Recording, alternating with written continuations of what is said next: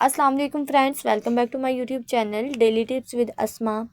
आज की इस वीडियो में हम आपको बताएंगे मासूमा नाम के बारे में अनोखी और दिलचस्प मालूमात। मासूमा नाम का शुमार लड़कियों के नामों में होता है।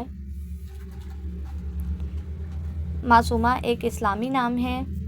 मासूमा नाम की इब्तदाई तारीख हिंदी ज़ुबान से निकलती है। मासूमा नाम की लड़कियों के लिए खुशकिस्मत नंबर 8 माना जाता है।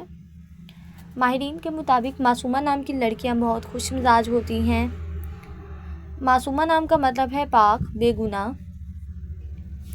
मासूमा नाम की लड़कियों के लिए खुशकिस्मत दिनों में एतवार और मंगल का दिन शामिल है। मासूमा नाम के अफराद के लिए मुवाफिक रंगों में सुर्ख, जंगनुमा और हल्का सब्ज रंग शामिल है। मासूमा नाम के अफराद के लिए मुवाफिक पत्थरों में पुखराज पत्थर शामिल है। खुशकिस्मती वाली धातों में हिंसों के हिसाब से तांबा शामिल है। फ्रेंड्स, अगर आप अपने नाम का मतलब जानना चाहते हैं तो कमेंट बॉक्स में अपना नाम लिखें। इंशाल्लाह हम आपके नाम की वीडियो ज़रूर बनाएंगे।